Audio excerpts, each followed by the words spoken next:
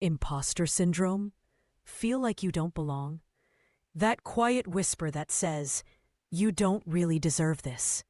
They'll find out sooner or later. You've heard it before. Maybe you've even believed it. But what if that voice isn't the truth? What if it's just a thought you've practiced too long? This isn't about quick affirmations or faking confidence. It's a process of self-persuasion, a 7-stage workout that shifts your thoughts one by one. Try it, follow along, and see where you land. At the end, tell us what you think.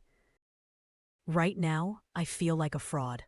I'm scared they'll see through me, that I'm not as smart, not as capable, not as talented as they think. Every time someone praises me, I shrink inside because I don't believe it. Yes, this fear, it's terrible. I keep comparing myself and end up feeling imperfect, unworthy. I'm exhausted, forcing myself to smile, to fake my success, as if I have to play a part every day. How long can this go on? It's unbearable. Inside me, I start to ask, who made this? What kind of system pushes people until they're drained, pretending, performing? Enough already. They are people too. No one is perfect at everything. I was just trying too hard to please, to meet expectations, scores, grades, ratings, whatever. And I'm here to change this. Enough already. I've bent over backwards trying to prove myself. And for what? To chase grades, ratings. Expectations that keep moving like a finish line I'll never reach. I've wasted so much energy pretending to be flawless, while inside I'm crumbling. I'm angry with this game, this endless performance, this pressure to always be more, do more, look better. And I'm angry at myself too for swallowing it, for letting those doubts boss me around. If I'm not good enough for this job, then fine. I'll find another one. If I am good, but my success irritates someone, then sorry, they'll have to swallow it. But why am I even questioning myself like this? Who decides what's good enough? Who sets that standard anyway? Imposter. Ha, who are you to say who belongs where? Maybe it's me who belongs here. And maybe it's you who doesn't. And if I want to, I can go on and on. Because all this fire comes from one reason. I want to feel good. And this imagery helps me. It's natural. When someone's held tight, they burst into rage. So I let it out. I help myself emotionally. And yes, it feels better. And now, after letting it all out, I feel a little lighter. That pressure I carried, it was too much, too tight, too constant. I didn't even realize how much it weighed me down until I finally pushed back.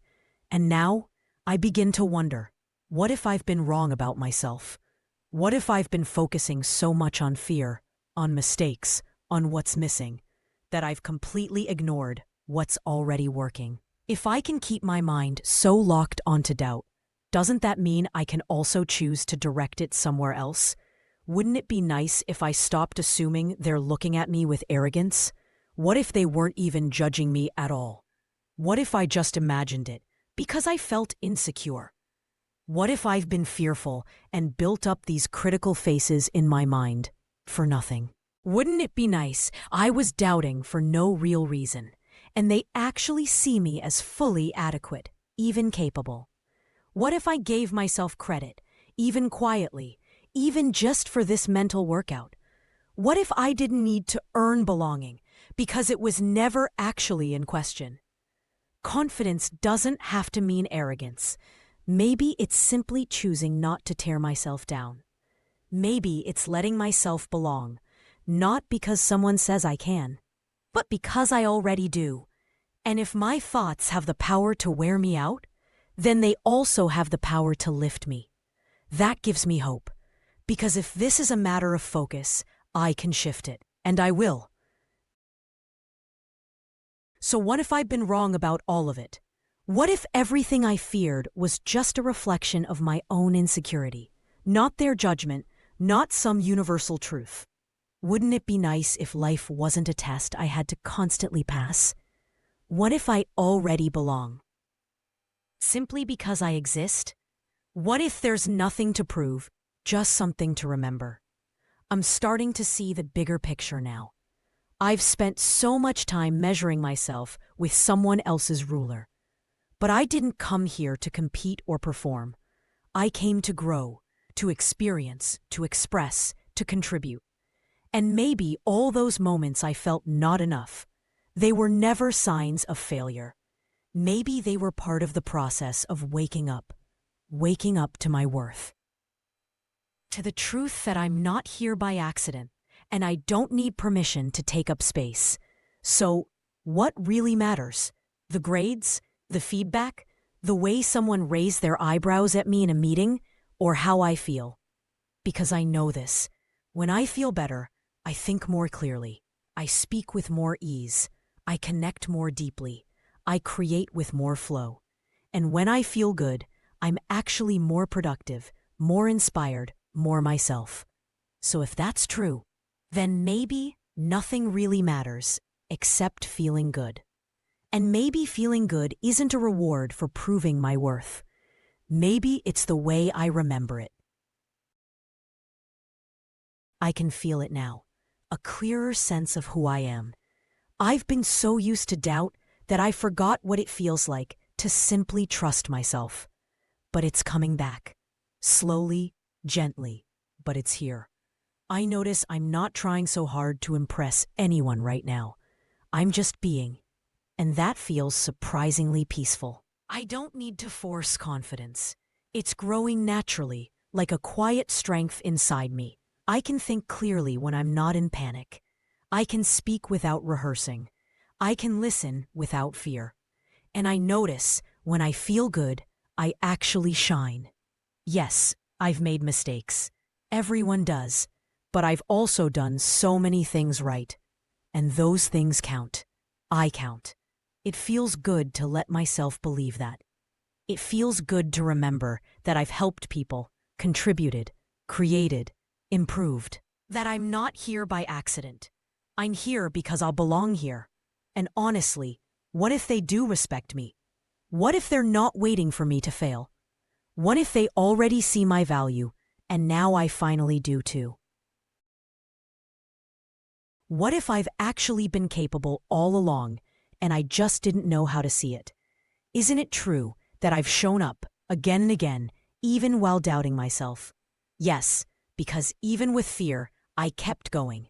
Even with pressure, I stayed in the game. Maybe I didn't need to be flawless. I just needed to notice how far I've come.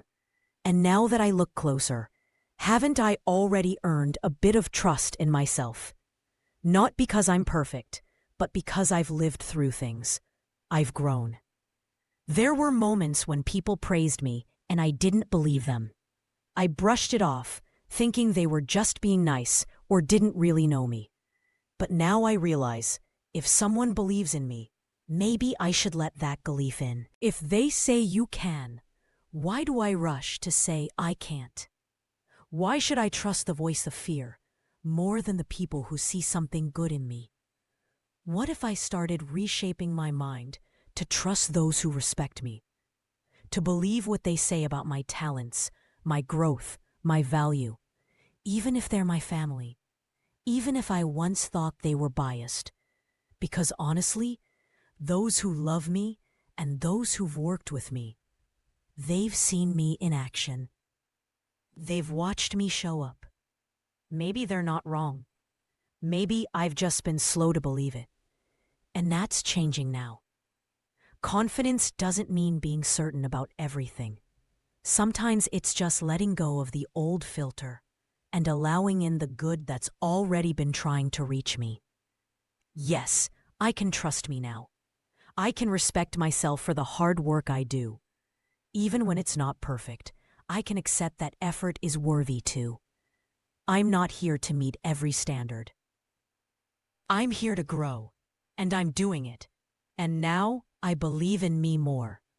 I can breathe freely, see more clearly, and respect myself and others from a place that feels real.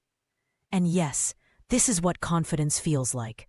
Calm, steady, and finally mine. Wow, this feels good. To breathe without pressure, to show up without shrinking, to look at myself and not immediately scan for flaws. It's not even about proving anything anymore. I'm not here to perform. I'm here to live. And if I happen to impress someone, great. If not, so what? I'm still me, and I like me. It's actually kind of funny. All that time I spent doubting myself, telling myself I wasn't ready, wasn't enough. Meanwhile, I was already doing the thing, already growing, already becoming. Turns out I didn't need to fix myself. I just needed to trust the self that was there all along, beneath the noise. Now I feel lighter. I don't carry the same urgency to prove or pretend. Or protect myself from judgment.